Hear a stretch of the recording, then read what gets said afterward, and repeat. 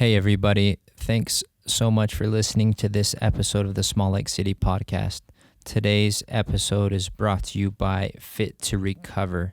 Fit2Recover is a local gym that focuses on fitness as a path to recovery from addiction. The mission of Fit2Recover is to provide a safe place for people in recovery to connect through fitness, nutrition, creative arts, and community service.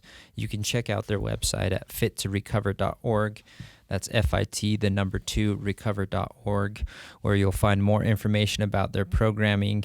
You're able to donate, and you're able to even become a member of the gym if that's what you would like. Go check them out and enjoy today's episode. Today's episode is also brought to you by House of Bread SLC. Today's guest, Austin Heywood, has been baking naturally fermented breads and pastries since 2018. Follow House of Bread _SLC on Instagram to pre-order some loaves and support local. Austin brought me a jalapeno cheddar loaf tonight, and I'm not sure I can go back to eating a store-bought loaf again. Check him out on House of Bread _SLC. Austin, it's a pleasure to have you here. A lot of people that have done the podcast have brought great conversation. Nobody's ever brought me bread. We're eating bread right now together. I appreciate this. You're so welcome, Pete. Thanks for having me.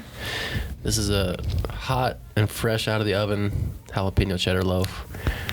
And I'm glad I can share it with you. That's the best part about baking bread, is sharing it. Yeah, absolutely. I love just the phrase of, can we break bread together? You know, it like you said, it really brings us together. So Austin has started a little venture. I don't know, you can call it whatever you want, but he's making bread, and it's I'm gonna take my first bite right now. I can already tell it's delicious though. It came out pretty good. Yeah, I started a little micro bakery called House of Bread SLC, and people were like, what is a micro bakery? And to me, it just means I'm too small and I can't bake enough to call myself a bakery. Okay. But I do sell loaves. You can follow me on the gram to score some loaves and some pastries and some other stuff. But one day I would like to grow it for sure. I've just found a real passion for baking. So micro meaning that it's just out of your house as well right now? For now, yeah. And a lot of people run, even here in Salt Lake, run micro bakeries out of their garage, or they rent some kitchen space on the weekends, and it just usually means selling small batch of whatever kind of their specialty is. Yeah, this jalapeno cheddar is delightful, so I would highly recommend it. Again, anybody that wants to get one. Would you say that this is your personal favorite loaf, or do you have a favorite loaf? Can you have a favorite loaf as the baker? Yeah, I've tried baking a lot of breads.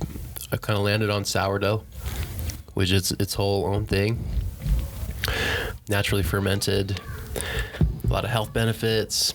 And so what we're eating right now is a sourdough jalapeno cheddar, but probably my favorite is like a classic country sourdough. Okay. Just with butter and honey, man. That's my absolute favorite. And sourdough is kind of tough. Like these loaves took 2.5 days total to bake. All right. And the timing, if like one little thing goes wrong, can really throw you off. So there's a lot that goes into it, and it's just really fun. Is that all about the yeast sort of thing? The yeast needs to rise, the sour part needs to be sour. You know, I'm using all these technical terms. I can tell you've been in the bread game a little bit, Pete. Yeah, the cool thing about sourdough, as opposed to normal bread where you do use yeast, in sourdough there's no yeast. You use just a starter. And a starter is just made from flour and water itself. I made my own starter using raisins and sugar and water. That sat in a jar for like 2 weeks. And then it started to bubble and became like this living thing. And then I started feeding it, and now I have a little starter named MF Doom. MF Doom, okay. Yeah, after my favorite MC. Okay. Rest in peace. All right, I'm not familiar with the MC, but he's my favorite. He's inspired some great bread, so. Yeah. But I feed him every day. He's like a little pet. I feed him and he grows, and then I scrape off some of the starter and discard it or use it to bake and feed him, and he just keeps growing, and it's just a living thing. So that living thing is what leavens sourdough bread. think there's some deep metaphors about life in there, right?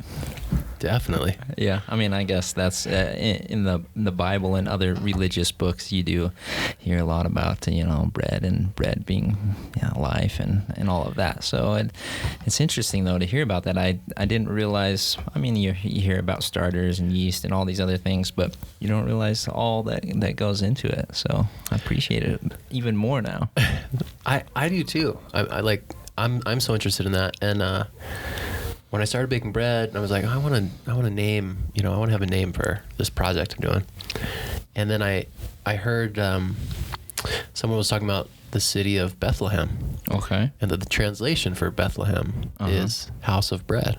Oh. And that it was, it was like, okay, it's a house of bread. It's where Christ was born, the bread of life. It's like, and just thinking about wow, bread is more than just like sustenance for our body. Like bread is something that brings people together, and bread is like connection, and bread can be family and culture, and that idea kind of stuck with me. And so that's what I wanted to name my micro bakery, House of Bread SLC. There's a lot of House of Bread bakeries out there. Okay. But I'm the only House of Bread SLC, I think. Yeah, well, that's the only one I know about, only one I'll support. So if anybody else is trying to start something, no way.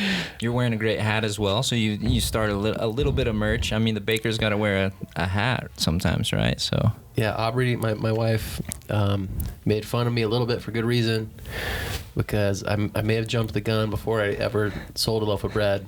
I ordered a bunch of merch, some hats, some long sleeve tees. So maybe a little backwards, but I have some friends who are really great designers, and they kind of help me make a logo. I love it.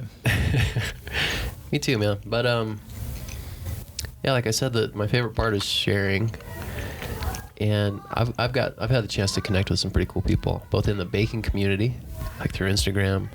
The sourdough community is so open and like really willing to share and help, but also just here in Salt Lake, just meeting people, and so I admire people who start their own business so much. I think that takes so much courage. It really does, yeah. And I'm not quite there yet. I'm like really playing it safe. I bake, on the weekends. But someday I would like to grow that and be a small business owner. And from what I've seen so far, there's such a cool community of small business owners here in Salt Lake. Yeah. Really supportive, a lot of cool programs to help them. I've had the chance to film with some of them and learn about their businesses and what they're doing. It's awesome. So that's kind of what I dream about, is being a part of that someday. Yeah, I love that. And I had to giggle a little bit inside when you said the sourdough community. Like, I didn't know that was a thing. Like, huge. Like, oh yeah, gotta go to my sourdough group tonight. We're meeting. We're talking about our growth. It's crazy. Yeah. You would never know. Yeah, you wouldn't. But I love it. I'm talking millions of people on Instagram. Really? Just crazy. Yeah, there's sourdough celebrities. Sometimes I meet somebody and I'm like, oh, you bake sourdough too? We start talking shop a little bit. You can tell pretty quickly. And they're like, oh, do you follow this person on the gram? I'm like, oh, of course, Sourdough Sophia. Oh my gosh, she's a legend, dude. Oh my gosh, Campbell making the RM22. Oh my, can't wait till they sell that in the U.S. So it's a big community, but a really supportive one, as far as I can tell. And a lot of people, like, sourdough kind of blew up in the pandemic. Yeah, I was going to say that this must have exponentially grown during the pandemic. Well, it's crazy because I started sourdough, like, I've been baking maybe 3+ years. Okay, so he was an early adopter, Austin. Yeah. So during the pandemic, especially early on when people were really stuck at home, really looking for something to do, maybe a dozen, maybe more than 12 people contacted me and were like, hey, I'm getting into sourdough baking. Like, can you give me some of your starter? Can you, like, give me some tips, walk me through it? And a part of me was like, well, like, yeah, I love talking about it, but also you're like a poser. You're like a COVID sourdough baker. Yeah. You're not really in it. It's like a fad, and you're going to do it for a month, and then you'll be over it. Right. And yeah, that's what happened. But at the same time, like, a lot of micro bakeries actually started during the pandemic. like all over. I've read about bakeries that popped up East Coast, West Coast. Yeah. People who had this passion and they're like, oh, like I can actually sell it. Like I can actually share it with a lot of people. So it's, yeah, I mean, I could talk. There's a sourdough podcast. Okay. All right. So I could talk about that for a long time, but I don't want to bore you with all the sourdough details, man. But no, it is a whole world. I really love the sourdough details and just the bread details in general. What's next for House of Bread? You're honing the craft. You're getting all the recipes right. You're seeing what it takes, what temperature at the elevation that your house is at. You know, all of that. Now, what's after that? My dream is to someday kind of have a dedicated space where I could bake, and whether that's like converting my whole garage into a kitchen, or we have a detached garage that's at like the back of our backyard, away from the house, or finding a space I can bake in. I'm kind of at the limit. I can bake about a dozen loaves at a time in our small home kitchen. But that's not a lot to share and sell and get out to friends and fam. So, and I want to get some equipment and then just have a small business and be able to bake consistently. And like I mentioned to you right before we started recording, what I'd love to do, so right now I work for a place called the Sorensen Impact Center. So I get to make films, but they all have kind of a social impact focus. Okay. All these really cool causes and issues, and people really trying to make their world better, their communities better. So when I started this idea of House of Bread, I was like, I got to find a way to serve as a small business and be a social entrepreneur.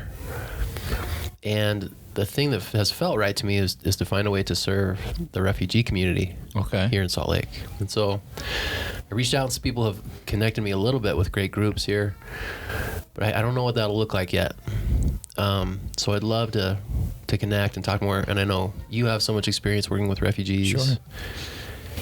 But that's one thing I'm trying to figure out, is how can it be a social business? How can it, and it'll never be a thing to generate a lot of profit. I don't think anyone goes into baking bread because they're like this, oh, I'm going to get rich. But maybe, they do it because maybe they love sourdough it. Sophia, maybe her. I mean, she just opened up a sweet bakery in London. Okay. I think she's doing pretty well. Okay.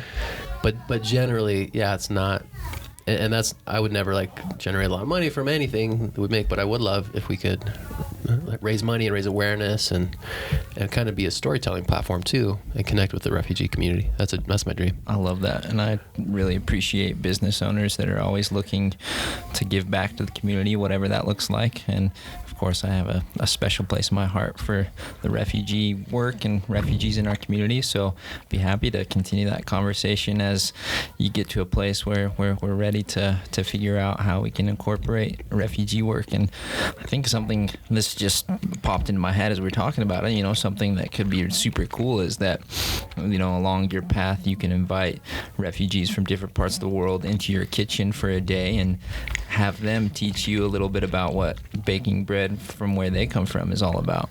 Love that. I love that idea. And I've thought about that because bread is also, it's very different culture to culture. Yeah. But most cultures have something. Like, yeah, exactly. Bread's a part of, or a key part of some way.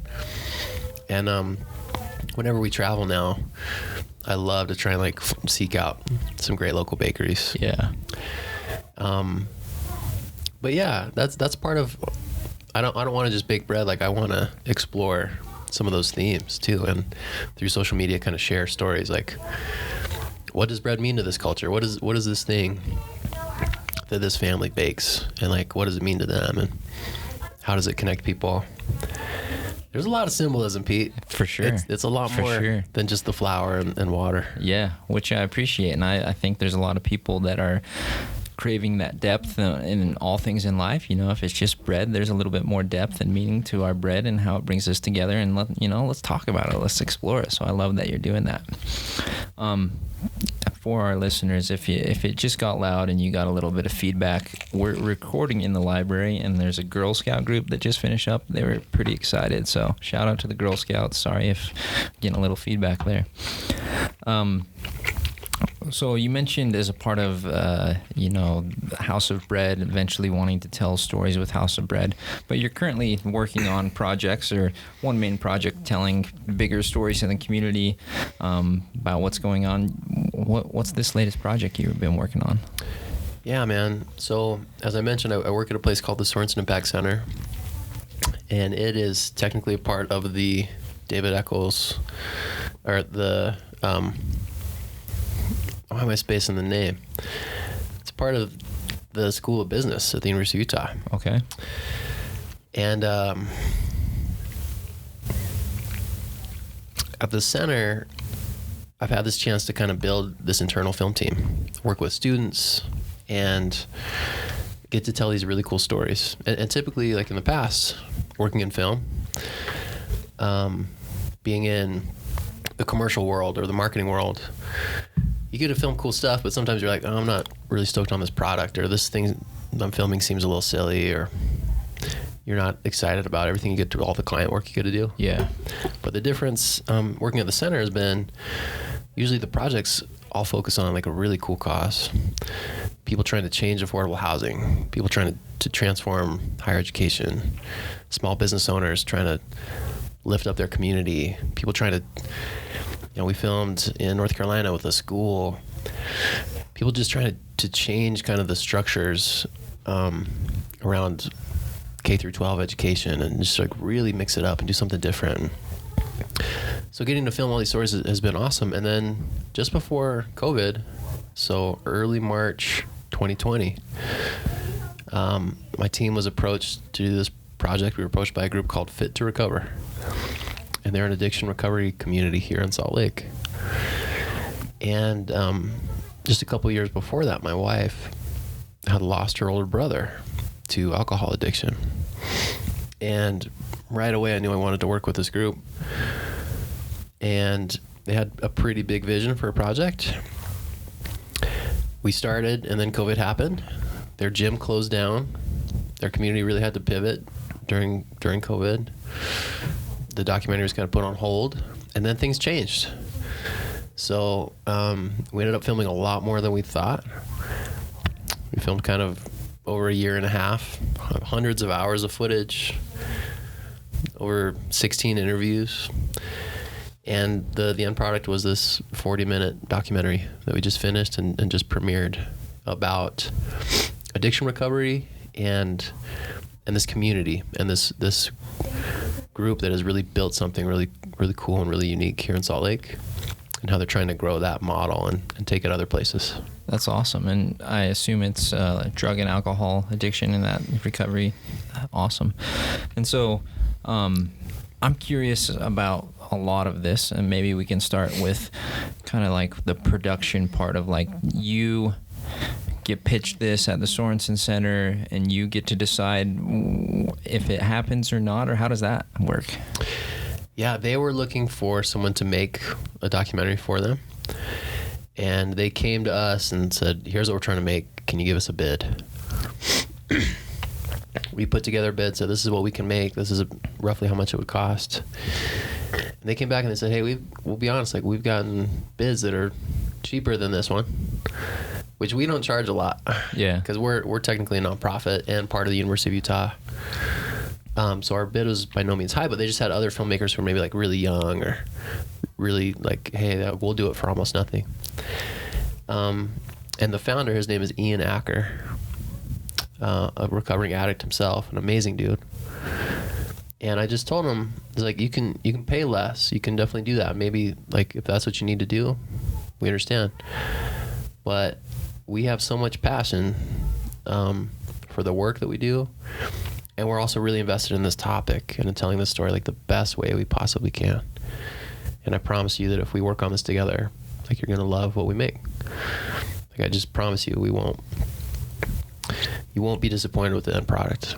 It's going to be really cool. And so they hired us. They went with our bid, and we started. And it really grew. It really grew. I don't think anybody... I've never worked on a project that long before, over a year and a half. Yeah, it seems quite a while. Yeah, so in that way, sometimes it felt like it would never end. Right. It was just kind of like, well, I'm sure we'll be doing this 6 months from now. It's going to go on forever, man. Yeah. But then eventually it's like, oh, it has to end. And they every year at the end of the year, they have kind of their big fundraising push. And they're like, okay, this is it. We want to premiere it at the beginning of November and like have our big push to raise money. They're opening their second gym location. They just got...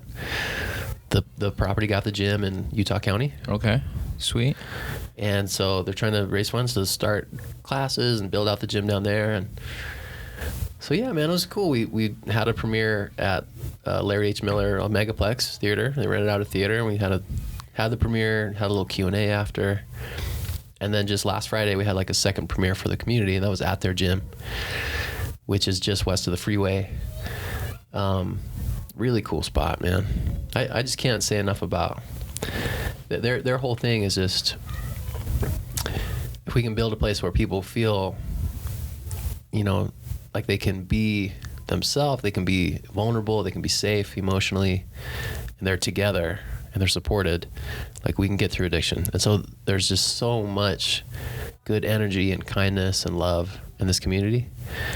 And I've really been made to feel a part of that. Yeah. Just as a filmmaker, right. I've really been brought in and loved, and I love some of the people who are there. And I was just there this morning, and it's such a cool spot. It's much more than a gym, like fitness classes, and that's kind of like the bare minimum right. of what they have going on. Uh-huh. It's really not about fitness. It's really about human connection, which is awesome. Yeah. I mean, you mentioned those connections being the thing that really leads to recovery, and I think obviously we could say that about anything that you need help with, right? If there's a connection there, that connection is usually what drives the help, the support, the being able to overcome whatever it is. And I really like that there's people out there like this gentleman, sorry, I forgot his name.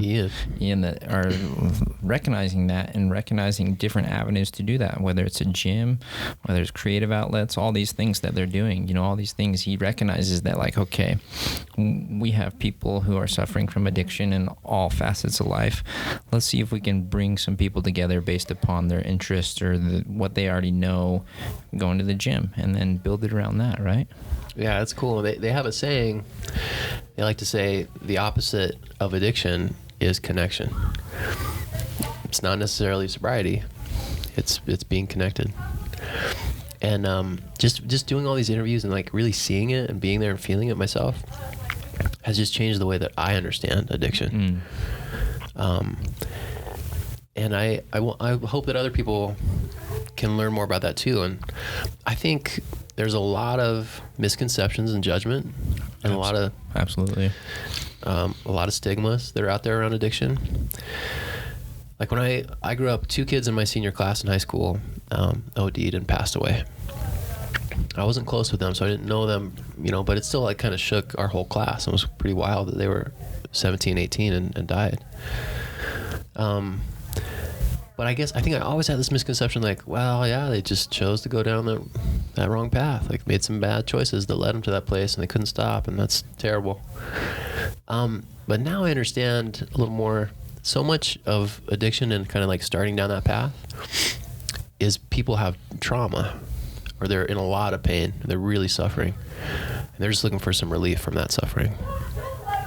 So they find something, whatever it is, whether it's drugs or alcohol, or shopping, or gambling, or whatever.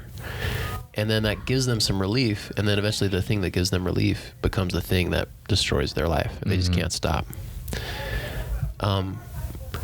But the way kind of our system works currently, I've come to understand as well, is it's really, you punish people for being addicted. Right. You arrest and put people in jail for being addicted to drugs. Right.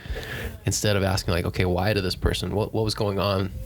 What was the suffering? What was the trauma in the first place that led them to try to look for relief in drugs? How do we treat that? How do we help that? But that's what Fit2Recover does. They're really, even every workout class, their creative arts classes, every program or class they have, they start with an emotional check-in, and they end with an emotional check-in and a gratitude circle. People can be so open, man. It's crazy. And once they feel safe and they can share some of those things, but that's really what it's about. It's like they can say what they're feeling, what they're going through, what they're suffering with, and try to connect and get through some of those things. And I think that's what's helping them overcome their and like stay sober. Yeah. I think about like this emotional check-in process. I'm a social worker by training, so we say like, well, let's do the social worky stuff where we get in a circle and we talk about our feelings, sort of thing. And people get all weird when you try to ask them to do that kind of stuff. Yeah. But you just mentioned this sort of situation where they're doing some sort of emotional check-in, and I think they're of course at a different place in life because of what they've gone through, where they're maybe a little bit more prepared to do an emotional check-in. Why, from your perspective, or I don't know if you had any insight in making the film, from your perspective, what is it that holds us back from wanting to do those emotional check-ins? That's a great question. I kind of thought about that for myself. Because I would see people get really vulnerable. And I think the thing that gets in the way the most, like for myself, is just my pride, right? Whether I think I'm going to be judged, or I don't want to appear to be weak, or whatever. But I can't say like, hey, like I actually can't do this thing that maybe I'm expected to do, or things aren't good for me right now, or like I do need help. It's one of the first lines in the film. In the intro to the film, I live right on 23rd East, and there's a house that burned down months ago, and they came in and like bulldozed the whole thing, and they just left the wreckage and the rubble. It's just this massive pile of twisted metal and wood and brick. It looked pretty cool, and I was like, I gotta film something there. So we ended up filming the introduction of the film there, and we projected these interviews of these recovering addicts onto the rubble and onto the wreckage and filmed that. And at the end of the kind of that whole intro sequence, there's a guy named Richie who says, eventually I had to do the hardest thing that there is to do for an addict. And I just had to admit, I can't do this on my own. I don't have this. I need help. And that's kind of where the story starts. But whether you're going through addiction or not, like that's just hard to do. Like I have a really hard time asking for help. But this community to me was such an example of like when you can just let your guard down and like just be vulnerable. It's so good, man. Yeah. Like people get to serve you, then you get to serve them. So it's inspired me to try to be more open and more vulnerable. But having an environment where that's normal, like you feel that safety, that's kind of rare too, I think. Yeah, absolutely. There aren't a lot of workplaces that are like that. There aren't a lot of gyms that are like that. That's not what gym culture is normally about, right? No. It's about having the biggest biceps. That's it, dude. So that was a lesson I learned. I think we hold ourselves back a lot from being able to be open and check in emotionally. But I hope that I can do a better job of that, like with my own family and in projects moving forward too. Yeah, I love that. And taking it back to social work, we always try to work with clients and helping them to know and understand when is the best place to be vulnerable and how to be vulnerable in those settings. It is a learning process, and I think just like anything else, you're not going to learn how to do it unless you get out there and practice it in different settings and different locations. And if you're wanting deeper human connection at some level, you're going to have to learn how to do this, right?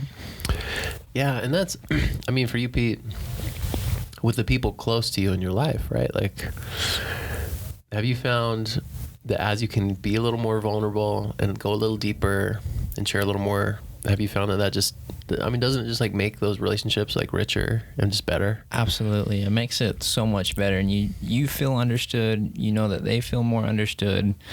It's almost like this weight lifts because you're opening this next level of the relationship, because now you see that person a little bit clearer. Now they see you a little bit clearer, and you, at some level, consciously or subconsciously, you're holding back this like, oh, if I let them know about this or if I say this, I'm worried about how they're going to react. And when you do that and you just get a like, I get it, I've been there, or I get, that must be tough sort of response, and really are met with love, then you're like, oh man, it feels so good to be able to get that off my shoulders. It does. And my I have an aunt who lives in Washington, D.C., who I just love so much. And I call her Aunt Jack Black because she is like the female version of the Jack Black character from School of Rock. She's a school teacher, and she's just so cool. But she said something to me recently, like in this past year, that stuck with me. She was talking about how real relationships can't survive on shallow conversation. Like they need to be fed with like real conversation, and sometimes those conversations are hard or vulnerable. And I thought about it, I was like, yeah, like real friendships that I value and that like have meaning, people that have a lot of meaning in my life, like you have to feed those relationships with like some meaningful, real stuff. It can't just be surface level all the time, or like that relationship can't grow. Yeah. And but it's hard. It's hard sometimes to like get our own mind in a state of being ready to share, being ready to be vulnerable. So, but just being, I'm grateful. Like I'm just a little more aware of that. Yeah. And thinking about that more. It is awareness, and humans are incredibly adaptable. So you know, over time, as you work on it, you'll adapt. You'll go through these phases. I mean, I'm speaking from personal experience here more than anything else. I'll go through these phases where I'll drop back in and I'll be extremely introverted and not want to talk to anybody about anything. And no, I don't have any problems. No, I'm not stressed. You know, like leave me alone, sort of thing. Mm-hmm. And I got to remind myself, like I got to come back out, check in with other people, be able to find those people I know it's safe to share these feelings with, and just get back into that practice. Well, I think that's so cool that, you know, you're doing a podcast kind of with that aim. Like I know you explore things about Salt Lake and the culture and a lot of topics, but you're also just connecting with people on a real level and being vulnerable yourself. And so just props to you, Pete. Well, thanks, man. For doing that and like, you know, putting it into practice, man. I appreciate it. Yeah, for sure is one of the reasons why I wanted to start this, because I just felt this need in my own life. So part of this is selfish, the need to have deeper conversations with people and to bring those deeper conversations to the community so that, you know, community members can listen to this and listen to me and talk, and they can like relate to what we're saying on some levels or make some sort of connection. And if the connection is only that somebody wants to come and talk to you about bread and baking bread, like, hey, worth it. Yeah, absolutely. Obviously, I think they're going to get more out of our conversation about, you know, the film as we talk about that more. But yes, these small connections, and if we can start making them through a podcast, through our everyday conversations, through other avenues, filmmaking, you know, I'm all about it. And that's one thing I love about film, man. Like it really makes you feel. Yeah. And when I was hired at the center where I work, my friend and mentor who hired me, her name's Alessia Bali, she knew that. She's like, because the center has a data science team, they do a lot of really good impact measurement and, you know, capture data, build these massive data sets. And data is powerful. Like you can see what's going on in an area, you can look at the facts and the numbers. And that sticks with you, but it's different when you can see a story and you can see what a person is feeling. And in a film, you can like actually be made to feel something.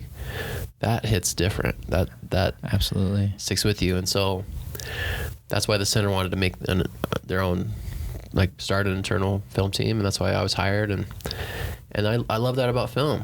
And I'm not just talking about short form documentary or long form documentary. Narrative film and even great commercial work, like it makes you feel something, dude. It's crazy. Yeah, and you remember those ones that makes you feel, right? Yeah. And so that's the goal. And even I love film, man. I've been obsessed with it since I was a little kid. I was making home movies with my cousins in California when we were every summer since I was maybe 10 or 11. And so it's always been a dream, is to make films, and I want to keep doing that. I've got some personal projects I'm working on right now, but that's the goal, and that was the coolest part for me in this process, like at these premiere events. And we're releasing the film to the public in mid-December. Okay. Sorry, what was the title of the film? I should have said, thanks for asking. It's called Dream Chasers, the Fit2Recover Story. Okay. And the founder, Ian, we were trying to think of a title as we were in the final stages of the film. And he was like, let's go with Dream Chasers. And I said, why? And he said, because there's a Meek Mill song called Dreams and Nightmares that I love. Mm-mm. I was like, but no, like chasing dreams has nothing to do with anything in the film. No one's mentioned that in their interview. Like, that's a stretch, man. And he's like, yeah, but you know, you can film me again and I can talk about it. But like, the thing is, for a lot of people, you hear the phrase, you know, chasing dreams, and you think about like that rags to riches story, or overcoming whatever, or becoming famous, or these like impossible to attain big dreams. He said, but when you're an addict, like your dream is just to like not drink for one day. To be sober for 24 hours is your dream. Or like to just be able to talk to your parents again because you've burned all those bridges with your family. Like that's your biggest dream. So, and like those are the dreams we're chasing. And so I actually just drove around with him in his car for like an hour, drove around Salt Lake and filmed him and just had a conversation. And he kind of talked about that. And that's the title of the film. And it actually ended up being the perfect title. It's a theme we explored a lot more. Yeah, I love that. So take me back to the beginning. They approach you. They say, you know, what can we do? And you kind of making some bold promises like, hey, we're going to put our heart into this. Yeah. And then once the agreement's met, you're going to make a film. How do you work with Ian? How does Ian work with you to tell the story, to figure out what that storyline is for the movie? Yeah. So one of my close friends and collaborators on this project, her name is Lexi Kaili. Shout out Lexi. She was our lead producer on the project, and she actually met someone named Vishal who works at Fit2Recover. That was like the first connection that we even like got on each other's radar. And so Lexi and I, from the very beginning, it was kind of like, when you start with any project, it seems, I think that's the hardest part of any project is the beginning, because it's like anything is possible. Right? It's like you could go so many different ways. Yeah. So you really have to take that and take all your ideas and try to start bringing them down. So we knew who we wanted to interview. Their big thing, they have 4 pillars of their program. It's fitness, nutrition, creative arts, and community service. So they have a lot of classes and programs for each of those different pillars. So we're like, okay, we know we want to have like a character established for each one of those, a character who represents each one of those for the story. We got to talk to Ian, the founder, and kind of get the background. And then as we're just in the community and getting to know it, we met people and we're like, okay, this is a crucial character in the story. This we need this part. We need to. In their music program, they make music and record music every week. They get together, and as we recorded some of that, we're like, okay, we got to record with this artist. And I'm going to come back late at night, which is when he comes into the studio and just writes and records music by himself, like at 1 a.m. I got to come back, and that's got to be a part of the film. And so we just started filming like crazy. We were on that long pause, kind of at the beginning of the pandemic. And then once the gym was back open and we could film, I was just filming like crazy. And it's a little tough at the center because I have a team of students who are awesome, but students, graduate. Yeah. And I had some students, some of my like really close friends and just great students who were part of my team, kind of graduated during this process, and I lost them. And then students also, they go home for spring break, and so I had to do a lot of the filming myself, which was tough sometimes. There's a lot of stuff on the nights and weekends, but that's where it started, and we just had so much. And it was really daunting, dude. Yeah, to say, sounds like it. Yeah. Now we got to get into the edit and start to bring it down. So, and it was also weird because there wasn't an end, like a fixed end date at first. So it's kind of like, oh, we'll just keep filming stuff. And I just kind of kept putting off, like really shaping the edit and getting the story right.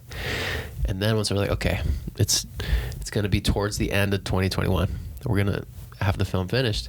Once I really got in the edit and started cutting stuff down, the film, like the first rough cut, was over 4 hours long. Oh, wow. And it wasn't polished by any means. That's not like, scenes and B-roll, but just of interviews and content and story. It's over 4 hours, which that's not what we were trying to make. Yeah. Ian wanted something that was 15 minutes. But man, it was tough. It was tough to go from that 4 hours down to 40 minutes, which is where we ended up, because there was so much good stuff. And when you spend that much time as an editor in a project, you kind of like, it kind of becomes like personal to you. Yeah, you kind of love absolutely. it. So it like hurts to cut that stuff out. So that was hard, but did that. And the other big thing is, big shout out to Ian. From the beginning, he trusted us artistically, which is usually not the case with clients, as most people in video, maybe in any creative field, no, we'll say, you know, you gotta make what you make and be creative, and then the client is like, well, I want it this way. Yeah. You'd be just kind of like, okay, Yeah. it's, you know, you're paying, let's do it. Ian was like, hey, we trust you fully. It's your vision too. I know what I want, but like, I'm not a filmmaker. You guys do what you do best. So we were able to get a little experimental and like really film some cool sequences for the film. And one of those was in Ian's interview. He talked about how he experienced some serious trauma as a young kid, maybe 15 or 16. One of his best friends drowned and died. Wow. And they were swimming together in like a river in Ohio, big group of friends. And this guy he like went under and he drowned. So yeah, this trauma was really suffering intensely, and then he started drinking to get relief. And he said that when he started drinking, it was like he was coming up for air for the first time. Like all that relief, or all that pain, and all this anxiety, and just all this noise, like everything he'd been feeling, it just all kind of like melted away. And it's like he felt like he could come up for air. So we're like, okay, how can we film that and show that visually? So we actually found a young actor, and we went to a pool and we filmed underwater. He's fully clothed underwater, just kind of treading at the bottom of the deep end of a pool, and then he comes up for air, and that's kind of that moment represented. And we were able to just do a bunch of cool stuff, and I could kind of like throw an idea out to Ian and be like, yeah, like, I don't really know what you're talking about, but go for it, let's do it. So that was really cool, and that also made the project feel really personal, and yeah, like I mean, my heart was in it so much, man. Yeah, that's beautiful, but also sounds like a lot of pressure. Like you as the filmmaker being trusted with these very important stories to tell, and being trusted to make this product that you'll be proud of, but you know, they'll be proud of and want to represent their community. So talk to me about like that headspace. What's that headspace like, especially over, you know, a year and a half, 2 years? Yeah, that's a great question. So something about me, just my personality, I'm a procrastinator, big time. And I'm also an optimist. Sometimes those aren't, you know, a good combination at all. Don't always mix well. No, they really don't. So as we were like, you know, we had kind of certain deadlines that we'd set. Say like, okay, we're going to view a rough draft of this part, or we're going to watch this part together on this date. And as we got close to those, I'd just be like, yeah, it'll all come together. Like we're not really close to that yet, but it'll all work out. Sometimes it just didn't, man. You gotta give yourself the time. And I really continued to procrastinate, and I kept filming more, maybe instead of spending that time in the edit. So there was pressure that way. But even with that, I just kind of knew that in the end it would turn out okay. I just really had an optimism about that. Yeah, the optimistic part of you. That I think served me well in that instance. And I just knew that the interviews, the project, the story was so authentic. I knew if like I stuck with that, I couldn't go wrong. Like if I just let these people tell their story authentically, like showed them that the film would make people feel something. So that was the goal. And getting it there, anyone who's ever worked on a film, it's unbelievable the amount of time it takes to make something. And because I'm a procrastinator, the last month or so leading up to finishing the film, I was working crazy hours, man. I was working more than I've ever worked on anything. There were a couple weeks I worked over 100 hours in a week. Sheesh. I would just edit all day, and my wife and my kids would come to my office and bring me dinner, and we'd hang out for an hour, play hide and seek with the kids, and then they go home, and then I'd work into the night, and then maybe I'd sleep on the floor of my office, and I'd maybe sleep for 2 hours or 3 hours, and then I'd just go back to it. Wow, man. And I would do that for a couple weeks at a time, and I was amazed that my body was like, it wasn't good. That's not good. You shouldn't ever do that. That's not healthy. We're not recommending this. It's not healthy. But after like 10 days of that, I was just like, hey, like I don't feel good, but like I don't feel that bad. Like I'm still hanging in there. I'm really sleeping like 2 hours and going back to it. But I cared so much about the project, and I was so locked in at that point, and the edit was like actually really making progress, and I was getting close, that I just kept going. And I was able to finish it. We had a little work trip for a separate project to Chicago, and I had to finish it before we left for that trip. And I worked right up until I left on the flight, but we got it. And now it's cool. Now there's a little time. We had these premiere events, and now it's going to release in mid-December in a few weeks here. And I can tweak little things, and like now I'm really taking my time, and like, oh, this tiny little thing, yeah, I'll change that and play with that, and trying to really get it perfect before we release it to the public. But getting ready for those premieres, yeah, it was a mad dash to finish, man. And I just wish I would have really dug into the edit months before, but I didn't. But I never felt like, I never doubted that I could do it. I wish I would have worked on it more earlier. Sure. And not put myself and put my wife through that month.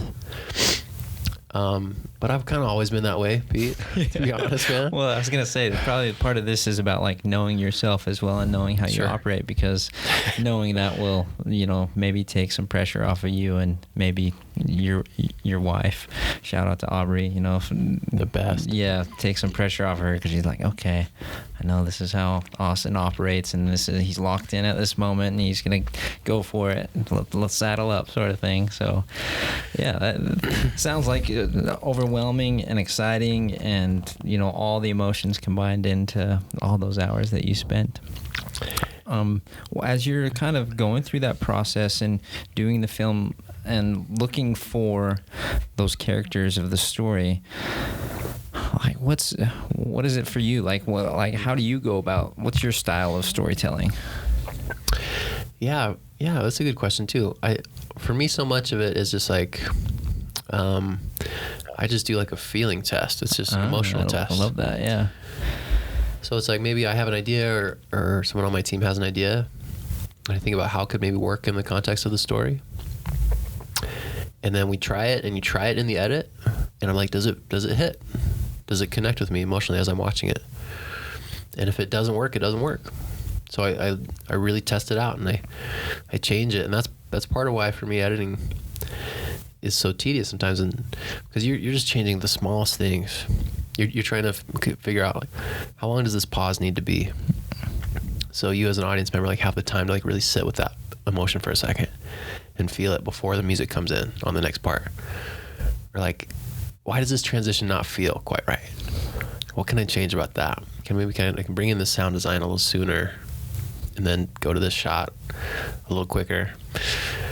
So it's a lot of like experimenting and feeling, and doing that feeling test. With the characters though, it's important, you think about things like representation, and this was really important to Ian too, and the whole crew at Fit2Recover. It's like this thing has to be accurate to who we are and how we operate. Their culture, they work so hard to build the culture they have. So like, this film has to reflect that accurately, or it's not worth it. And so identifying the characters with them, they're like, yeah, they represent the culture. They really speak to it. They embody it. And we had like a crazy variety of people. We talked to a guy named Ramsey, who, his story isn't unique. I found out, like, a lot of people have been through this, but this dude was a business owner, had a family, had a son. He had a lot of back pain. Started getting prescribed some pretty serious medications from a doctor, some opioids, got addicted to painkillers, and then his whole life spiraled out of control. And then he started lying and hiding stuff, and his family fell apart.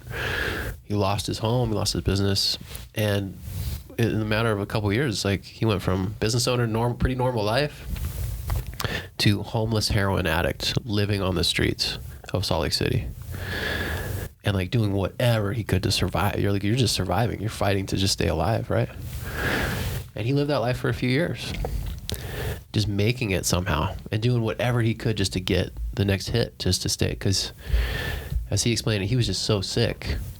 He just needed dope and heroin just to feel better, just to feel okay, and doing anything just to get the next hit. and living that way day after day after day, man. But then a person like that who then has made a full recovery and now once again is like living a really rich, wonderful life, but can like really look back at that place where he was not so long ago and speak to he said, yeah, I would use the curb and the gutter as my pillow. Like I would just rest and sleep with my head on the curb. And that was just his life, man. Yeah. Stuff I've never imagined. Yeah. It seems like this sort of stuff, this sort of filmmaking, these sort of documentaries should be stuff that we maybe show in school, like have kids develop an empathy for these types of people early on in their lives to realize that these are people too. They're going through a lot. When we see somebody sleeping with their head on the curb, that there's this initial kind of reaction, and maybe that reaction has been born out of whatever the media tells us about people that are sleeping on the street. But we need to probably take a step back and say, like, all right, these people have obviously gone through a lot, because I don't know that if anybody really wants to sleep in the gutter. Maybe there are a few out there, but for the most part, nobody wants to do that. We got to realize, be curious, kind of like you were saying earlier, be curious about like, what are they really going through that has led to this? I think that's such a great observation, Pete. And it really has to be about empathy, man. I hope we can find a way to do that for our kids. And I think it'd be awesome if schools kind of had a focus on that. But for sure, I was there, as I mentioned, like with people in addiction, even having seen it, but kind of from a distance, I for sure had judgments about people who were homeless or people who were addicted to drugs or alcohol. And I just had no idea, and I was passing that judgment just without knowing them at all. But as I got to know some of these stories, I was just like, oh man, like it could have happened to me. It could happen to anybody. And yeah, maybe there are genetic dispositions that make people like more likely to be addicted to a certain thing. Right. But when things happen in your life and they spiral out of control and they fall apart, like it's not on them. And so it's like to judge those people or to look down on them or feel any kind of way, instead of saying like, oh, like how can I understand them more? That's one of the things I hope comes out of this film, is that people can kind of be like, oh, like I do want to have more empathy. I do want to, and that's certainly changed for me, like my own understanding. But it's hard. Like, why are we like that? Why naturally do we kind of go to a place of judgment? Yeah, like is that like how did we learn to be that way? Yeah, I'm very curious about that too. You can go back all the way to the roots of psychology and social psychology of this nature versus nurture. Are we born this way, or did we was this developed through the way we were raised? It's obviously probably a combination of both. But some of my personal history, I would say that judgment was a normal part of my upbringing, and part of that was my religious upbringing as well, the judgment part of religion, and the judgment, when we talk about judgment with God and God judging us for our sins and God judging us for doing the good things too.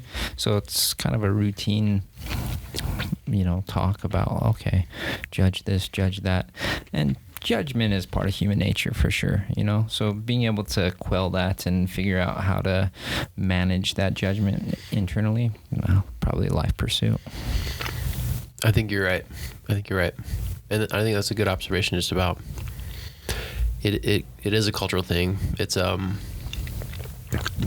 someone who didn't grow up in Utah, it's certainly a cultural thing in Utah that I've observed and have struggled with at times. I grew up in West Virginia, and as a member of the LDS Church in West Virginia, I was the only Mormon kid in my high school. It was like very easy to separate from every other part of my life. It's kind of like, this is church, and then this is the rest. This is my family, and this is my friends at high school. But I've noticed in Utah, it's like the culture and the religion are so interweaved. They're so together all the time. Right. So it becomes a lot more, and it's kind of strange. And it does seem like there is some unfair, harsh judgment, and some things. as someone who's still a member of the church, like some things that I really dislike and that I haven't experienced in the church in other places, like living in California or in West Virginia. So they're a little tough for me sometimes. Yeah, very tough for me too. I grew up here, so I've noticed that and noticed it at a different level, because growing up here, it's hard to separate what's normal, quote unquote normal, what's a part of the bubble of living in Utah and Utah County and all of that. It's very hard to separate, but I've always felt that there's this extra bit of judgment, and I've always connected it to, the LDS Church for one reason or another. And I've heard people like yourself say, like, hey, other places it's not like this, so I don't know why it's like this in Utah. I'm not sure either, but I really wish that there would be some more concerted efforts and cultural effort. It doesn't have to necessarily be a church religious effort, but a cultural effort for us to get past that a little bit more. And I feel like I've seen people who have kind of who have made those efforts and continue to make those efforts, which I think is cool, because I think at one point I was just like, well, I kind of have these issues with the culture of the LDS Church here. Like, do I just want to step away? Do I just want to disassociate? But then I saw some people who were like really trying to be a voice and say, like, hey, this is something we need to stop doing culturally, or let's talk about it. Let's first put it out there and like talk together, and then let's address it and let's make some changes culturally.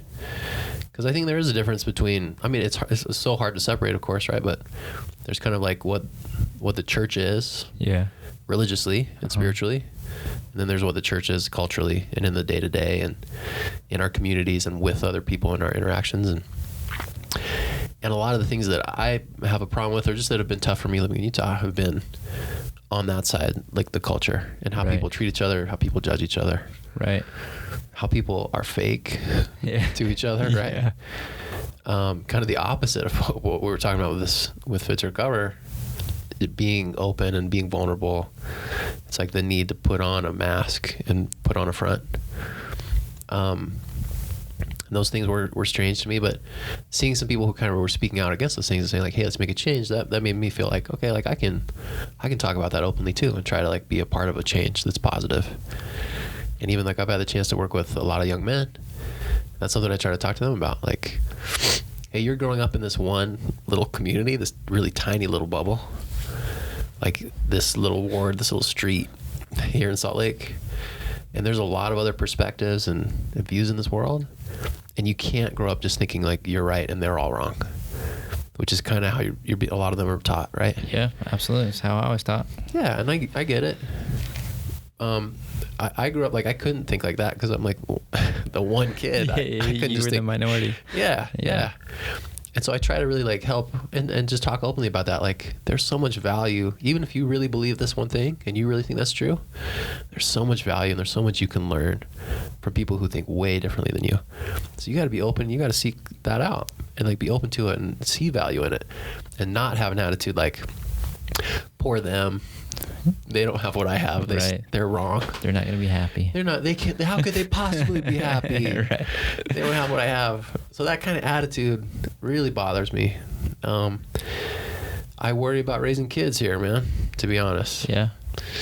Because I don't want them to be closed-minded, and I just had like a great opportunity to grow up. And West Virginia isn't the most diverse place. It's more diverse ethnically than Utah, but I did have like a great diversity of religious backgrounds or just thoughts and like feelings, and I worry sometimes for my kids. My oldest son is 5 now. He just started playing junior jazz basketball at the library down the road. That's awesome. And I just worry, like, is he going to grow up where all his friends think just like him? And is he going to be closed-minded? And is he going to pass these kind of judgments? And what can I do to help him? Do we need to move out of Utah? I don't know. I like living here, but valid questions. So that's something I think about. But then some of my favorite people grew up in Utah and are amazing people, including my dad. So I don't know. That's something that's just on my mind often, is how to instill that. And I don't envy that position, being a parent. You know, I'm not a parent myself, but it has to be super challenging to think about all these obstacles and raising kids, just because raising kids in general is challenging. So all the other things that come with it got to be super challenging. I don't know. For me, and like this whole topic, it's sometimes hard for me to like separate the religion and the culture, and I'm not trying to be super negative about it, but in some level it feels like, just like anything that you want anybody to continue to participate in, you have to have a continued structure, a continued way to operate. And I don't know what I'm exactly trying to say, but it just like the way that the church continues to promote the same values and things, I don't know how much they're going to be able to get away from some of those weaknesses as well, right? It's like a kind of a catch-22, you know, like most of the time I'm a really great guy, but sometimes I have some dark moments too, and it's just who I am. So sure. I'm just kind of sometimes curious if some of these parts of the church are just like, this is kind of just what the church is about. I wonder, man. I wonder. We had a really good discussion, Aubrey and I, with some friends recently, who are kind of our age and kind of, asking some of these same questions. And where do we fit as, people in their early 30s, and kind of having these questions, and I don't know. I don't know if things can change. It's like culturally, again, tough to separate, but there is such a focus on like, okay, are you worthy to these standards? Like these few specific things, like we pointed out, there's a big focus on that. And maybe there's not as big a focus on like, okay, but are you trying to be more kind every day? Yeah. Are you trying to be more empathetic every day? Right. You're trying to actually live a Christ-like life. Right. Or are you just not drinking coffee? Yeah. So it's like, I think that there could be a shift in focus. Yeah. I hope so. No, I really like that actually, because I think a lot of that, similar topic has been on my mind about that sort of idea. And I'm more of like a prevention type of guy as well. So if we're going to prevent a future problem, how can we just promote kind of the good part of it? So like you're saying, like, hey, can we just be a little bit more kind today? Can we focus on all these really positive aspects and not spend so much time on these negative aspects? And what has reminded me of that lately is during the pandemic, we haven't talked a lot about like just being healthy, like what can we do to improve our personal health? Because we know that sometimes disease comes, and is our body ready for disease? So how can we prepare our body for disease? And that's an active process, just like being a kind, humble, understanding human being is. It's a constant practice, and if you're not preaching that, probably not going to happen, right? I think that's a cool observation too, because like in the last few years, I feel like I've started to understand more about my own body, like holistically, taking care of it holistically. How does my nutrition and all these different parts of what I do and how I take care of my body when I'm not sleeping just 2 hours a night, when I'm actually 2 hours a night, not a good idea. But like, how are they all part of a bigger goal? And I think it's kind of the same, like taking care of ourselves spiritually. Like, how holistically are we trying to be better people and connect with other people in a real way?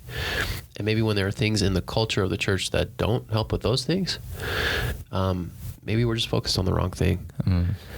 And I think that can change. And I think like I hope in my own life and in my own family to be like a part of that change. Yeah, and I really appreciate it. I think that people like you and your wife Aubrey are definitely going to be a part of that change, because you guys do such a good job of just listening, being real with people, and showing that emotional side of yourself. So I really appreciate that. Thanks, man. But when it comes to Utah, so I've been here 10 years now. Okay. In Salt Lake City. So a third of my life. And for I don't know for the exact reasons, but I still feel like a guest in this place. Interesting. I'm a visitor here. Interesting. And it's a very nice place, and I feel very welcome as a guest. But I'm still a guest. You know what I'm saying? Like, I've never felt like, oh, I'm home. Utah's home. And I don't know if I will. I don't know what it would take to help me feel that way. I don't know how much of the religious culture is a part of that, and like it's so different from where I grew up and what I experienced, and I don't know. But when like I get homesick for West Virginia, or I get homesick for Southern California, and I love those places, and when I'm there, I'm just like, yeah, I'm back. Yeah. But when I'm away from Utah, I'm just like, I don't know. I never miss the mountains, and I'm not a mountain guy. That's another thing. Right. I mean, I grew up in the West Virginia hills, and those are a lot different little rolling hills everywhere, right. Little valleys, no big mountains. So I don't know. I think, and that's something I wanted to ask you about. Like, as someone who does call Utah home, like, what do you think?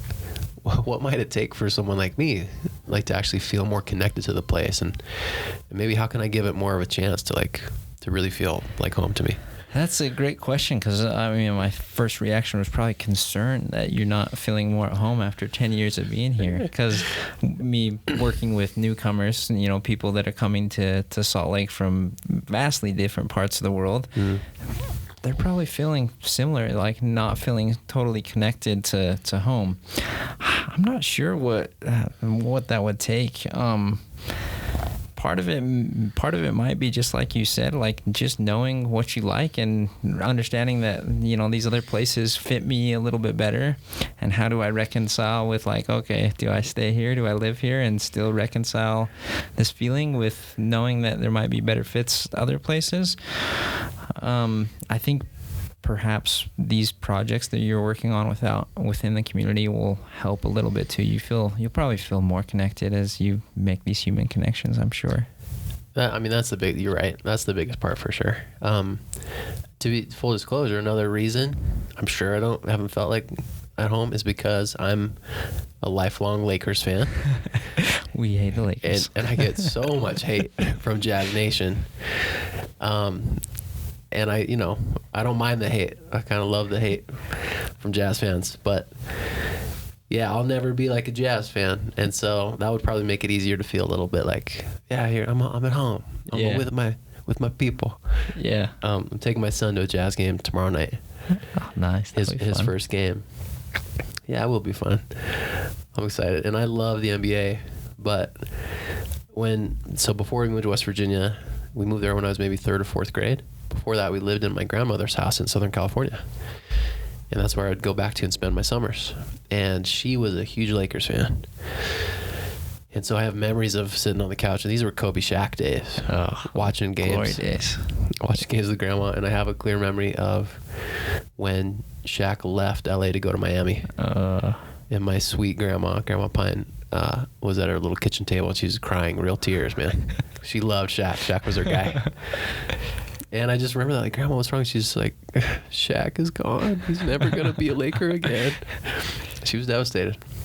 So she raised my little brother and I to be Lakers fans. And we still, and I have a good group of friends, most of whom live in Utah now, who are from California, who are Lakers fans. And so, yeah, I love the NBA, though. And I love the Lakers, but I don't think I could ever be a Jazz fan, man. Yeah, it's okay. Yeah, part of me wants to fight against it, but I'll let it be. Like, I get it, you know. Thank you, Pete. I support teams that are not in Utah as well, so Thank you, I man. get it. And we all need to be more accepting, even if you're a Lakers fan, right? So let's work on that. Here's the thing about, maybe 90% of the people who are listening to this podcast to this point, they just turned it off after I shared that. Right, I'm done with this guy. So I had enough of this episode after that. So one part that keeps sticking in my head, to go back to this film, and I want to kind of pick your brain a little bit more about this. You said you did the feeling check of, like, does the feeling of this, what I'm doing right now, does it work? I'm curious if you learned to do this, if this has always been a part of Austin's life, because I think that's kind of a rare thing. I don't think a lot of us do feeling checks very well. I'm learning to do it probably in my 30s. I didn't do it before. I was like, nah, I don't need to feel those things. I'm just going to go for it, sort of thing. So I don't know. That's a great question, Pete. Honestly, for me, in filmmaking, it's instinctual, but that's kind of how I learned for myself. Like, I don't have any memory of anyone teaching me that. And although I did have a few mentors, like, a lot of just learning to make film was like from a love I had of storytelling and of films. And you felt it, like anybody's felt it, right? Like there are certain movies or shows you watch, and like you're like, whoa, like I can't believe I'm just sitting on my couch watching this, but like I'm like transported to another place. The way it's making me feel right now, like how invested I am in the story and this character, right? And like that's not an accident. Like it shows, like certain things have to happen really well, and it's and like the timing, and the story sharing just enough without too much, and the use of music and pacing, and like there's so much that goes into that. And so for me, like it was always just like, well, if I'm going to try and do that, what other stories have made me feel? If I want to try and make that, I just got to try it and then watch it. And as an editor, like I'm not the fastest editor, which is tough sometimes when you're up against a tight deadline, right? Right. Like technically I know the software and I can like cruise through stuff, and there's parts of the edit that move really quick when you're looking for selects from hours and hours of B-roll. But when you're into that, like making the final product and you're making something that you want the audience to feel, it's a lot of, for me, just stopping and watching and like thinking and feeling and then changing, giving it another feeling test. That takes a long time. And sometimes you like after a few tries, you get it. You're like, yes, that's it. And sometimes it takes hours and hours and a lot of failures. And that's what's tough. You don't know. So sometimes people are like, hey, when are you going to be done editing that section? It's kind of like, well, it could take me 2 hours, but it could take me 2 days. Yeah. Like, I really don't know, because I don't know what's going to work. And like, maybe I'll find the song in my first kind of try of like my first batch of songs I try. Yeah. Maybe I'll struggle for a whole day to find the song that really captures the feeling. So that's the tough part about editing. That's the frustrating part sometimes, but it's also a part I love. Yeah. And then when you find the song, or when you cut it the right way, you find the shot that you needed to help it feel the way you hoped, that's really satisfying. For sure. Yeah. I think there has been times I've noticed in films where I noticed the song and how well it connected to the film, and then I kind of like figured out what that song was so I can listen to it later. I go and listen to it later. It's not near as good because it just fits and sits so well in that scene. That's one of my favorite parts of filmmaking.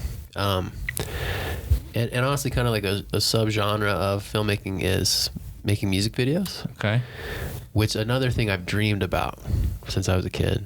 I haven't really directed and shot a music video yet for like a bigger artist, but I hope to, because I think that's such a cool way to take a song, which is in itself a little story or a little feeling, in 3 minutes or 4 minutes, and to make that its own little film. Like, I think that's so cool. Yeah. And that's another thing I'm just a big nerd on, is music videos. Like I love watching really creative, really cool music videos, and there's so many directors making dope stuff. A lot of them maybe lesser known. So, but to me, film's all about feeling. Yeah. And music is a huge part of that. In this film, we were able to get permission from some pretty big artists in the underground hip hop scene, the Grouch and Eli. They gave us permission to use a song called Love Feels. And the first line of the song says, think about what a feeling is, as opposed to what a sound is, or even what a thought is. If it makes you laugh, or if it makes you smile. So it's just kind of this like really cool introspective like hip hop track with a really like with a beat that really hits. And we cut kind of the music program section to that song. And I had already cut the film to that before we got permission. Like, we asked for weeks and weeks. We couldn't get a hold of the right people.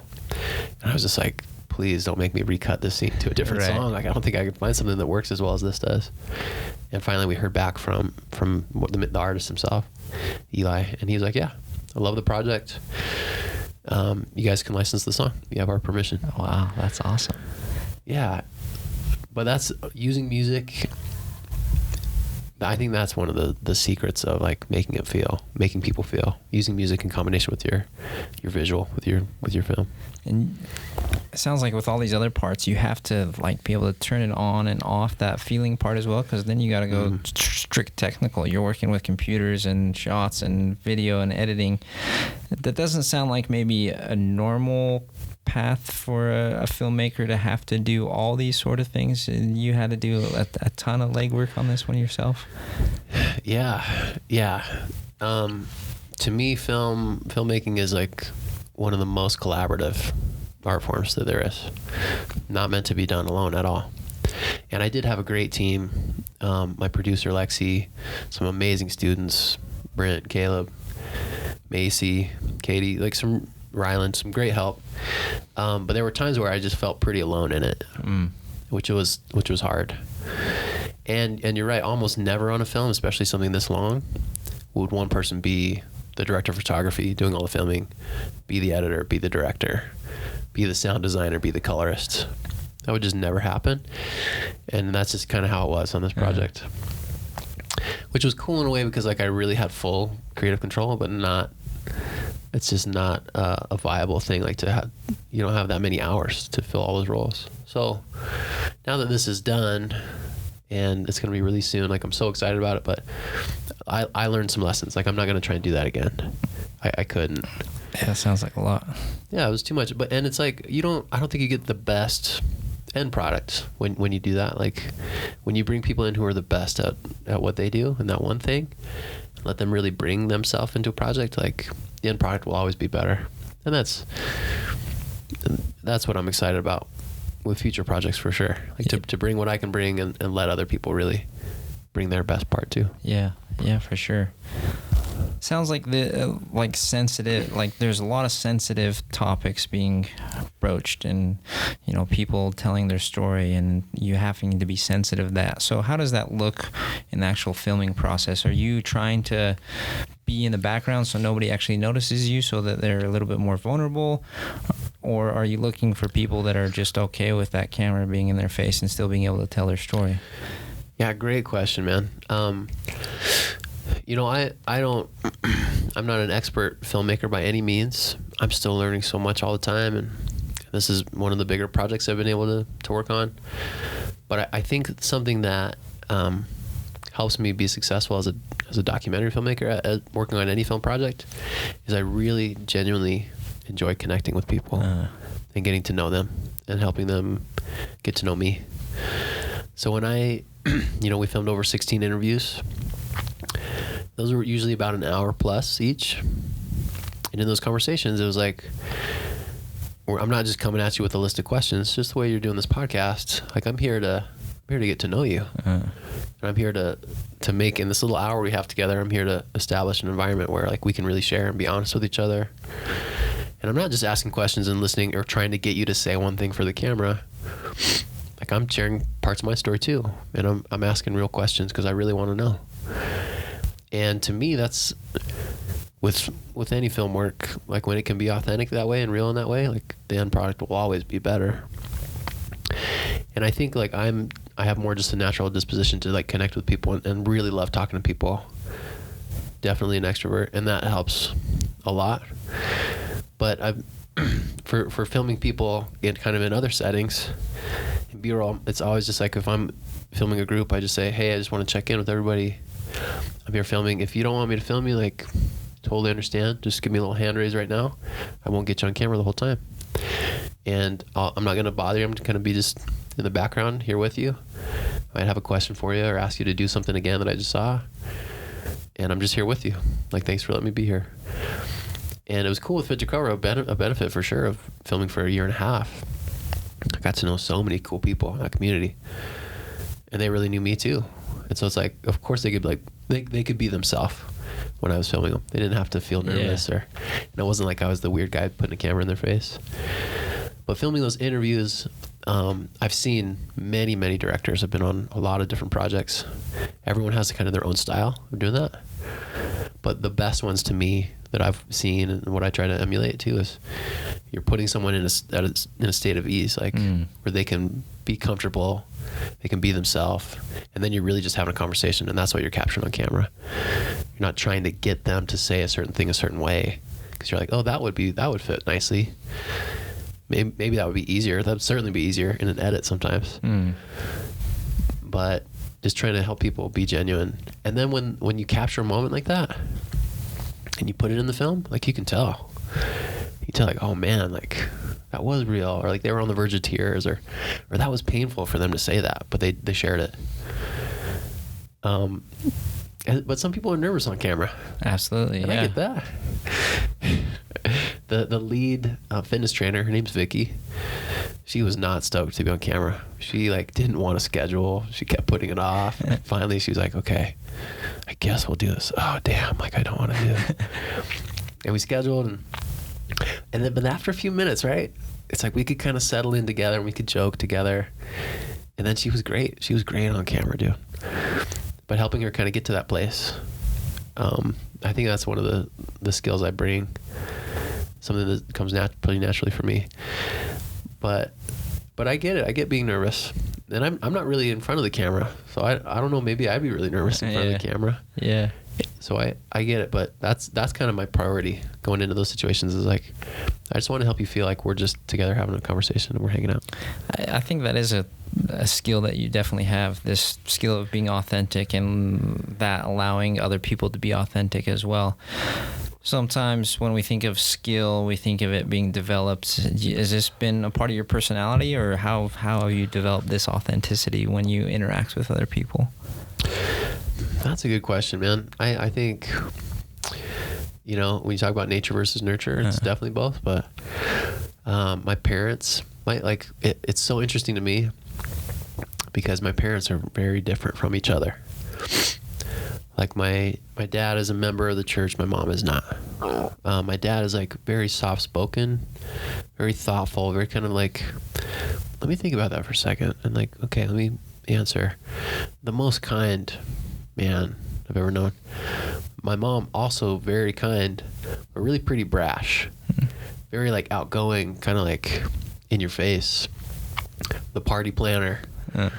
Gets energy from other people. So different from my dad. And they're kind of a crazy combo sometimes. And I like to think I have parts of both of them. I try to be like my dad, kind of that thoughtful, quiet, but inevitably I'm always a little more like my mom, I think. Yeah. Another thing about my mom, we were just joking about this. My mom will be the first one to let you know, like, that she's not feeling something. Like, she's not afraid to be like, hey, no, that's not working for me. No, we're not doing. I'm not doing that. And I'm kind of like that. Where it's funny because my wife Aubrey, she and her mom is the opposite of my mom. Her mom will suffer in silence and will be the first one to be like, okay, I'm going to take care of make sure everyone else here is good. It doesn't matter for me. Like, she's so selfless. And my mom, like, also selfless, also serves and gives so much. But if she's not into something, she's just like, nah. And we'll just kind of tell you. And I'm kind of that way. And so we were joking last Saturday. We were just trying to figure out where to eat. She was like, okay, like, I want some shrimp tacos. That's it. That's what we're getting. Whatever you guys want to get. If you don't want to get that, get something else. I'm getting that for sure. And I was like, I'm not really feeling Mexican food. I'm not feeling it. And she was like, well, I am feeling it. So, and I was like, I am you right now. Like, we're the same. We're kind of stuck in this spot. Whereas, like, my wife and her mom would be like, oh, like, you want that? Let's just get that. Let's for sure get that thing you want. I'm fine with whatever. And I'm not really like that. So I went off a little bit. That didn't answer your question quite, but I as long as I can remember, I have really been interested in, like, getting to know people and connect with them. I think that came from my mom and my dad, like, kind of putting me in positions always to meet people and, like, really connect, but also really care about stories. Like, my mom was an English teacher and a librarian. All, like, reading and storytelling was always, like, a huge part. I was in drama programs and art classes, and so big shout out to my mom. She really made an effort to, like, help us discover those things that we loved.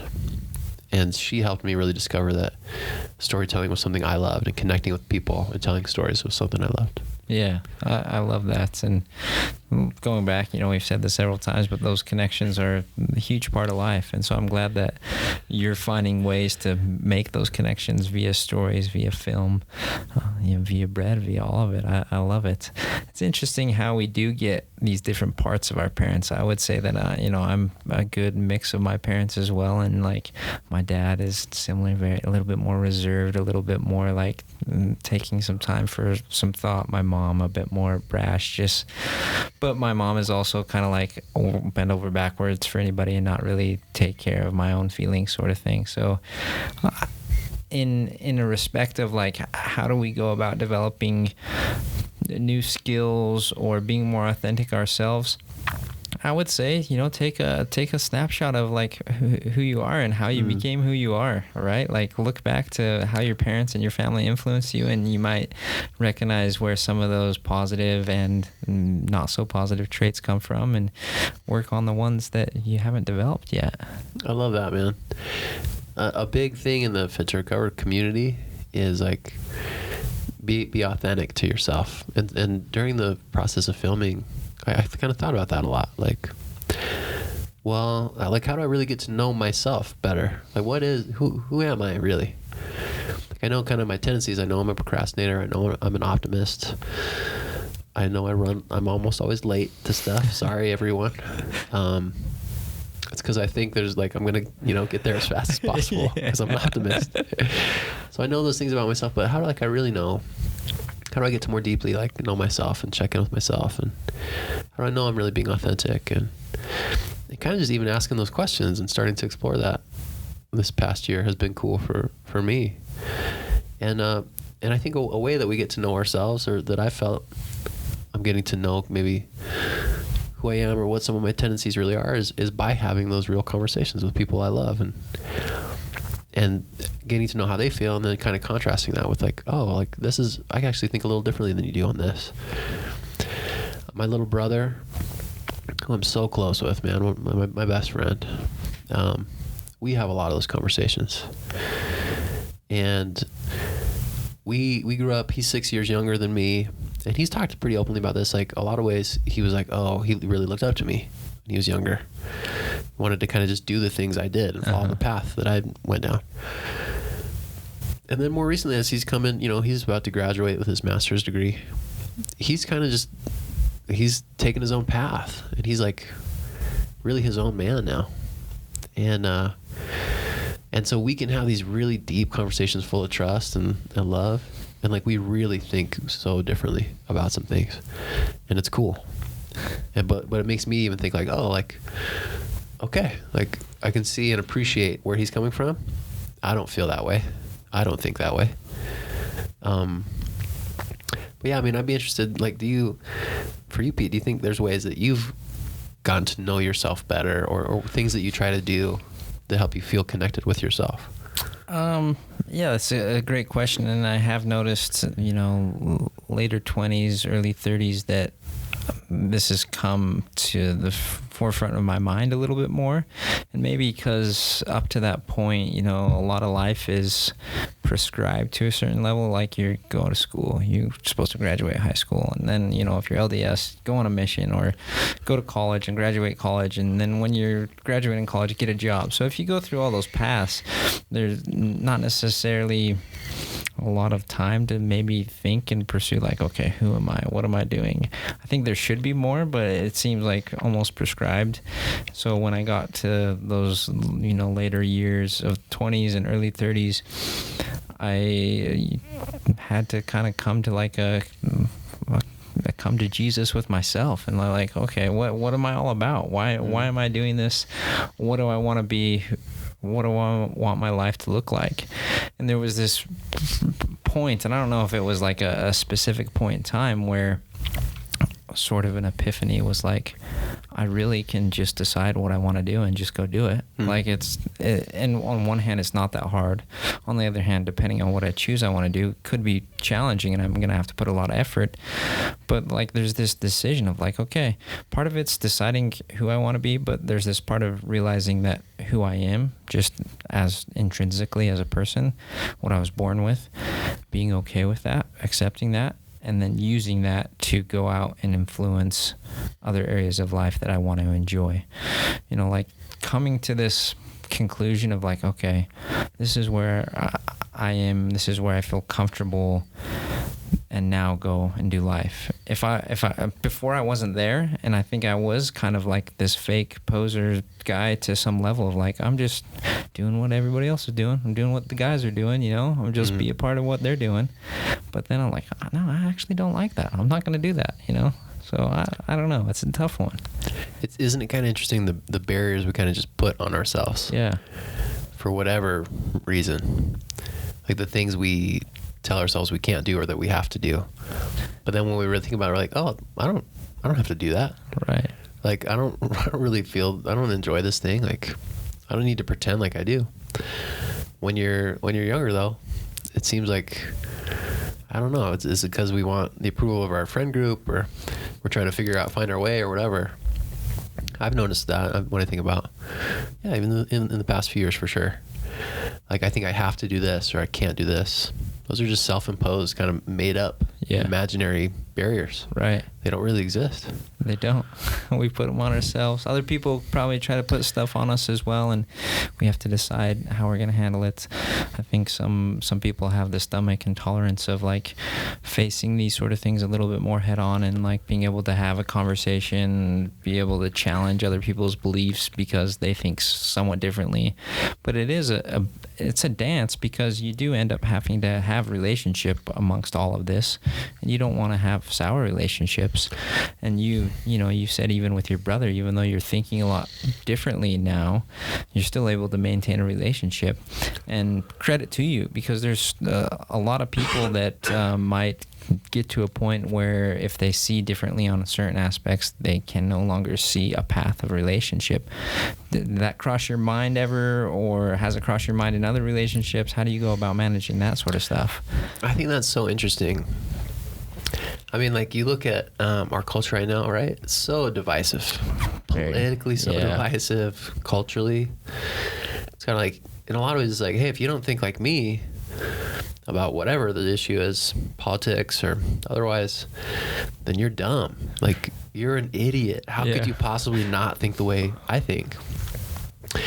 And I get it. It's hard. Like, I have friends who maybe they're one way, like way on one end of the spectrum, and their father-in-law is way on the other side, and they just can't see any way to connect. And I get that. I get that it's hard, and there are people that I have a hard time connecting with too, of course. But I think about, like, when you get down to it, there's so much that connects us, so much more that connects us as people, so much more that we have in common that we can, like, really share, that we do share with each other, than the things that separate us. We focus so much on those differences. And even people who, within my own family or my wife's family, who maybe, like, I don't think the same way as them, like, I really try to think about the value that they have and the experience they have in their life, and just focus on those things. And, like, what can I ask you? What can I get to know about you? How can I connect with you? Maybe, like, I really don't vibe with you on this one thing, so I'm not going to try to dwell on that one thing. And that's tough, even with, some people that are really close to me in my life. On certain things, I'm just like, man, we're on way different wavelengths on this topic. But I just try to say, like, okay, but what can I ask you where we can really connect? Where can we surprise each other? What else can we get down to? And kind of what we were talking about before, when you can be vulnerable and share a little bit, and not just be like, no, everything's good. I'm good. My life's great. Everything's fine.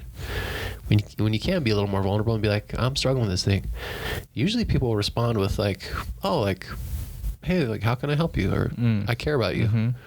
And kind of give them a chance to love you, and that fosters connection, and is cool. I mean, even with my mom, I'll be honest, like I said, we're kind of the same person in many ways, probably pretty hard-headed. And so in the past, like when I was a teenager, man, we fought all the time, dude. It was pretty brutal, actually. When I left for college, we actually had a pretty big blow up, and I made some dumb mistakes, and we didn't talk for maybe 6 months, 5-6 months. We just didn't speak to each other. I would call home and I'd talk to my dad, my siblings. Wouldn't talk to my mom. She didn't want to talk to me. Wow. And we just didn't. And there's some things that I'm just like, later in my life, and at that age, where I was just like, how can she think this way? Then later, especially after becoming a parent, I appreciated my parents so much more. But even on those things maybe where I disagree with my mom on, And I just think like, oh, she's kind of crazy for thinking that. Or I just don't see eye to eye. Like there's still so much more that I just love and appreciate about her and value about her. So now I'm like, how could I, as an 18-year-old and a 19-year-old, like, why was I so focused on those things and like being such a dick to her? Where now I'm just like, that's just a small part of who she is. And I see her as a whole person, and I'm like, oh, it's so beautiful. There's so much there. And I want to get to know what she's thinking more. That's another weird thing too. Like when you're a kid, your parents are your parents, and like they have it all figured out. They're running everything. And then when you become a parent, you're like, oh, they didn't know anything. They didn't know what they were doing at all. They were doing the best they could, and often failing and trying to do better the next day. So then seeing my parents in that light and having empathy for them and loving them and the job they were trying to do. Like growing up, I love my dad. And as a teenager, I was almost like, I really put him on a pedestal. I was like, he's the perfect guy.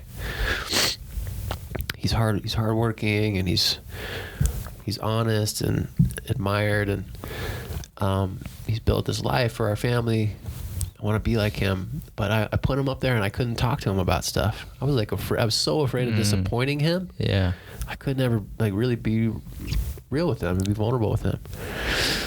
So as a teenager, like I was like kind of paralyzed by that fear of disappointing him. Then as I got a little older, we could connect. But then really, I would say, becoming a dad myself over 5 years ago, and just seeing like, oh man, like it's hard being a parent, and he's just doing the best he could. Like, that really changed our relationship, my relationship with my dad. In the past few years, he's also gone through some hard stuff. He lost his own dad to ALS, a really just long, drawn out and terrible disease. And then he moved. He had established a practice as an OBGYN in West Virginia and had like patients and a great business built up. He moved. He relocated to Utah a couple years ago, so he could be close to his grandkids. And it's been hard for him, dude. Starting from scratch, like that late in your career, and he's really struggled. But like we're able to talk about this stuff now. And he's able to tell me like, yeah, man, I'm like not emotionally in a great place. And I can relate to him. I can say like, hey, this is I'm just kind of struggling with this aspect of trying to be a good husband right now, trying to be a good dad right now. And we can just talk about it. And like, we're such close friends. Whereas when I was a kid, I couldn't connect to him emotionally that way. So I really value that now. And when I think about it, Pete, like just some of the richest parts of my life, the things I value the most, they come from being able to have those connections with people. Absolutely. Being able to be vulnerable with people. Yeah. I'm with you 100%, man. It's these sort of situations where we're able to show love, share love, receive love, and all through just how we talk to each other. And it is a feeling, you know. We can sit here and chat for hours and not feel anything, but when there is that feeling involved, I think both people can recognize it pretty quickly. I think so too. And when it comes from a place of not trying to judge someone, we're not trying to be fake to make someone think a certain thing about you. When you can't just be real, even with some of my oldest friends, you know, like when you can just say like, yeah, man, actually, like I'm not doing that good, or when you share and are authentic, and like the love you get back it's really beautiful. It's incredible, right? Mm-hmm. And I'm sure that, you know, I don't want to conclude the end of the story with Fit to Recover, but I'm sure that that's kind of like this overall message, again, going back to like, how can we better connect with people, especially people that might be struggling a little bit with what's going on in life? Yeah, I think the message of the film overall is this message of hope, that no matter where you are, and that's actually one of the last bites you hear in the film. This guy named Henry, great guy. He says like, no matter how dark things are, like wherever you are, if you're watching this, like there is hope, and there are people who have been there, and like they want to help you. Like, might be hard to seek them out, like, but hope and real connection and real love, like, it's there, it's out there for you. And it's so true, man. Like, whether not all of us are like in the depths of drug addiction, but all of us are struggling with something.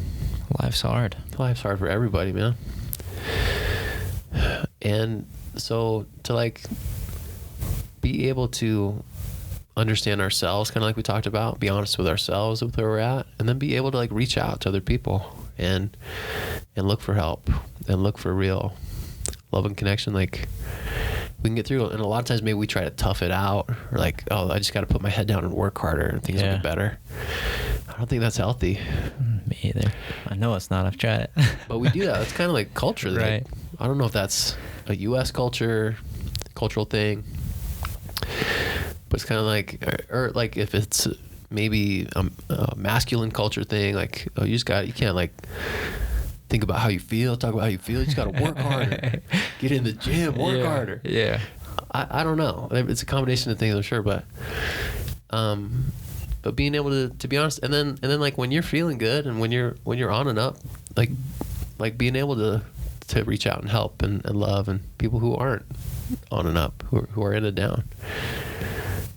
So that's the message of the film. I think it's about this community that's created something really unique and really cool to help people in addiction, but more broadly, it's about the power of human connection to help all of us, to lift all of us.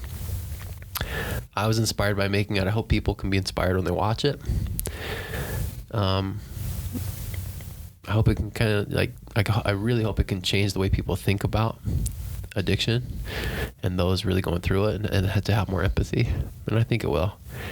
And the hope for them too is that they're trying to raise a lot of money, and they want to really grow this community and take it elsewhere, take it outside of the state of Utah, and just really help people, because there isn't a very good success rate for a lot of like addiction treatment. Yeah, it's true. There's a lot of relapse. It's just so devastating. Right. During 2020, I think 98,000 people overdosed and died. Wow. From drugs. So like record high. COVID amplified a lot of those issues that lead to addiction and to overdoses. So it's a horrible problem. It's very real. And so many people, I think more and more of us, like, we're either affected by it personally or we know someone directly who's affected by it. So the hope too for this community, this is just a different way. It's a different treatment modality, and it's a combination of a lot of things, but the culture, that togetherness, that vulnerability is like at the heart of it. And they're trying to grow and take it elsewhere. And I really hope they do, because I think it's going to save people's lives, man. Yeah. One thought that came to my mind as you were saying, about COVID and COVID creating a lot of these overdoses. If I think about the very base level of what COVID did to all of us, is it disconnected us. So it put people who are extra vulnerable at a place of extra disconnection. When you have that, it's of course a bad recipe for things that can go worse. As you were being filmmaker and observing Ian and his crew of creating this place, cultivating this place of security, of comfort, of come as you are, what things did you observe? Like, how did he do it? Like, what were the ingredients there that you observed? Yeah, it's one thing to talk that talk, right? But to really live it, they have a few things that they kind of always do. One of their big things is the new person is the most important person in the room, which is also pretty common, I think, in AA. But just to say, like, hey, you're here, that person's new, it's hard to be the new person. It's hard to walk in the door. Absolutely. Like, we're going to make an extra effort, not to like pressure you or like put you on the spot, but to just let you know in like very gentle ways, like, hey, like, we're just grateful you're here. Like, you're a part of us. We just met. Thanks for being with us. And like, there's such a focus, and you know this in any workplace you've ever been a part of, there's a work culture, right? And that starts kind of at the top and permeates, and people shape that and grow that. And Ian, it started with one dude, him, running workouts in Sugar House Park on Saturday mornings. That's how Fit2Recover started. He was like, hey, I'm just trying to stay sober. He went to treatment and relapsed 5 times. He kept relapsing. He's like, I can't, there's still something here that going to a treatment center and getting my body clean, that's not enough. Like, I'm still missing something. And I think what I'm missing is that connection and that love. And he's like, so I'm going to start workouts in the park. He did that, and that just grew and grew and grew. People loved it. But from the beginning, the culture was like, yeah, it's a workout. Yeah, it's about like, yeah, you get endorphins when you work out hard. But it wasn't really about that. It was really about supporting each other and being together and connecting. And so that was the culture at the very beginning, and his number one effort, and the thing that he said that he's naturally good at, is caring about how people feel and connecting with people, which I thought was cool. Because now he has a staff of dozens of people, and they're growing pretty fast. And he told me, he's like, I love working out, and I kind of have a background in athletics, but I don't know as much about, training as my lead trainer. Like, she's an expert. I defer to her. I don't know as much about nutrition as my nutritionist. I have the lead of the creative arts pillar. She has a PhD in music, or like, I defer all these people. They're experts. But the thing I'm good at is caring about how people feel. Like, I really just do. That's me. And I keep showing up. I'm good at like continuing to show up and not giving up on people. And that's what he brings. And that's what they focus on in the culture there. And it reflects in everything. And I saw that when I filmed. And I talked about this with them at the premiere. A lot of times, man, I would film a class and I would walk away feeling uplifted and inspired to be better. And like, I'm not in recovery from like what particular substance, but I was like, man, like, I didn't know I needed a boost, and I just got a big boost emotionally and spiritually. Like, I just walked away feeling connected with and a part of. Yeah. It was really cool. And so I want to continue to be a part of that community now that the film is over. And I think we will be. Aubrey just went to her first workout there a couple nights ago, and she loved it. She was nervous. She did not want to go. She actually had another friend, kind of totally separate, who works out there, who's going through her own recovery journey, and invited Aubrey to come. And she was nervous, dude. She was like, if I'm going and I'm not in active recovery, like, am I taking away from the group? Is that wrong? She was trying to think of excuses to bail, and she went, and she like really loved it. So I think we could all use that, whatever the avenue is, whether it's sourdough or basketball. It's like connecting with people is essential, man. We gotta have it. And if we don't, and that's what COVID did, you're right, like, that isolation was devastating. Yeah. For a lot of people, and for people in addiction, it was horrible. Yeah, and I think just on like a very economical level, let's support these places that are promoting human connection rather than just making a dollar. Like, yeah, you can go to Planet Fitness, but what would it be like to go to a place where that really accepts you and loves you, and that you know the people that you work out with, and then you share time with them, and then you really grow that way? I think these kind of places become really powerful when people like Aubrey, like yourself, also patronize them. They're not just patronized by people that are struggling with addiction, but me and you and others that have not gone through addiction and that treatment go there as well, because then we truly become more of a community, right? We truly come together with all the members of the community, and these folks that are struggling with addiction could probably definitely help me and you that might be struggling in other areas of our life. 100%. So well said, man. It's true. It's not like, oh, you're an addict and I'm not an addict. As Ian explained, it's like, oh, you just happen to be struggling with something that's very easy to see from the outside. Yeah. Like having a heroin addiction really affects your life in a way that's easy to perceive from the outside. Maybe the thing I'm struggling with isn't so easy to perceive, but we're both struggling. We're both just in it, trying to do better, trying to make it through, trying to be happy. But 100%, and anybody listening to this, I hope you can go to Fit2Recover and get a workout in, or go to a music night, or they do like nutrition workshops and cooking classes. and meal preps. Like they're always like developing. They have a yoga class. They're always developing new programs. Go to their website, check them out. But yeah, like being a part of, and for myself too, even as we've been talking about it, making this film has made me feel more a part of the Salt Lake community, for sure. Or maybe before I felt like a guest, like I have felt a little more like, yeah, I'm here, I'm in it, and like there are people I really care about in it, and they care about me too. And so I got to do more of that. Yeah. And then maybe I'll really feel like Salt Lake is home. Yeah. Fingers crossed, man. I hope so too. Yeah. Now that my parents live close and my wife's parents live pretty close, I don't think we would move away.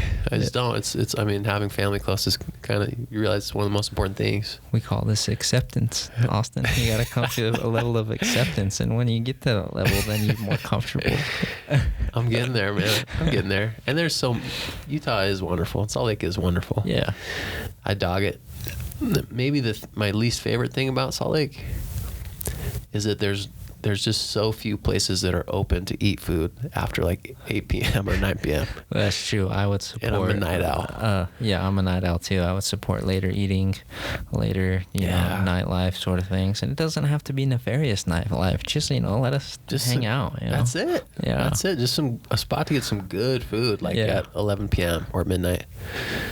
Options are limited. House of bread, that's the future. You got to have a late night hour, like maybe a couple days a week where you're open late night. People just lapping up bread with olive oil and balsamic, and we're just having a great old time, man. Come in and get some avocado toast late night. Make a Sammy. Yeah, nothing better than bread, really. Yeah, dude, but for as much as I joke about it, dog, like I am grateful that I live in this place, and I'm really grateful for the people that I know in Salt Lake, man, and some of the best people I have met. Yeah, me too. From here. Yeah, that's, again, one of the reasons why I want to have these conversations is that hopefully we can all somewhat get on a similar wavelength. I don't want to sound too hippie, but, let's get on a wavelength about, like, what we want our community to look like, and let's create it. If we don't talk about it, nothing's going to happen. If we don't come to this place where we're like, oh, yeah, that's what I want too, how can we do this? Oh, I know this place. Let's go support this place. Oh, I know this place. Let's go support. I really like this guy. He's a really good baker, let's go do it. These sort of conversations I think need to happen, and we need to really be active in the way we shape our community, because we all are noticing all the outside influence that is coming to Utah and Salt Lake. Great, we welcome people from all parts of the world, but at the same time, we're in charge of our identity the same way we're in charge of our individual identity, right? So let's decide what we want to look like, and I think we can do that by supporting these places that really promote human, authentic, emotional connection. I agree, man, and I appreciate you saying that. Like it is on us to make the world we want to be a part of, to talk about it, to support, the small local spots and like just the people doing cool things, and to like put ourselves out there more and just connect more. So that's what I want to do. I mean, even this podcast has helped me take a step in that direction, man. I love it. I'm going to be more connected and more at home here, and make more of that effort to like maybe get outside my comfort zone a little bit, meet some new people, connect with them in a meaningful way.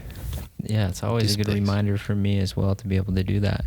So speaking of connection, if people wanted to connect, let's start with the film. If people want to connect to the film, the premiere, get involved with that, what does that look like? Yeah, so we're going to release the film to the public. There's going to be like a YouTube premiere event. That's going to be mid-December. You can go to Fit2Recover.com. That's fit and then the number 2, Fit2Recover, for info on that exact premiere date. Or search on YouTube. That's Dream Chasers, the Fit2Recover Story. See that and share it, and let me know what you think. You can connect with me on the gram.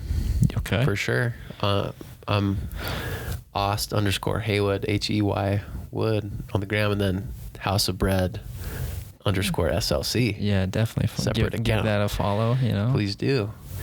And no, but like, I really, just doing this, working on this film project, like it has been so valuable for me. It's been such a growth experience for me to get to know different people and kind of be like, oh, like I just assumed there wasn't something like that here in Salt Lake.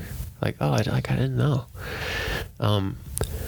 Like this past summer, we went to there was a celebration. Mill Creek kind of does this thing like every week. It's called Venture Out. Yeah, Go to a different park. Yeah. And they have like a different theme for every week. But one of the weeks was like a celebration of World Refugee Day. Okay. I think I was there. We were there. We were there with the kids, man. And we were there, and it was just like, there's so much diversity here. And all the food trucks that were there were like owned by refugees or refugee families. So there's really great food, really diverse food. And I was kind of like, here I am, like assuming, oh man, Salt Lake is too white. Salt Lake is whatever. And I'm like, but look at all the people here celebrating together. Look at all these dope food trucks. So it's like, it's kind of on me for not seeking out. Right. Because the people are here. The cool communities are here. Stuff is happening, but I haven't put myself out there to try to find it and connect with it. I've kind of been isolated a little bit. Yeah. So that was kind of like a reminder to me, yeah, it's here, but I gotta seek it out a little bit. I gotta put myself out, and I want to do that with more things. Yeah, there's more diversity and more interesting things, and people just waiting for us to find them and connect with them. Absolutely. Yeah. I think of that old proverb of the two wolves, which wolf grows, and it's the wolf that you feed, right? So put your energy where you want to see growth, whether that's internally, whether that's in your community. And us as human beings, we need all these aspects of life. So think about what you need now and put some energy to it. And then if you have a need in the community, maybe put some energy there as well, We got to do it, man. Yeah. We got to help our communities be vibrant and help them grow. Because if we just kind of stay in our house and complain about how our community is or what it lacks, of course it will never change. Yeah. That kind of makes me think of something when we were just filming in Chicago with this really cool group called Second Muse that help entrepreneurs all over to have funding to succeed. Something this guy said, this founder, he said, the energy and the spirit that you bring to a project at the outset will always impact the end product. Sometimes we think hey, whatever it takes to get to the end, to make this thing, to get to the funding this thing. It's but what the spirit that you bring to the beginning of that, and that's kind of their big thing when they meet with entrepreneurs to help get them funding or just help their business grow.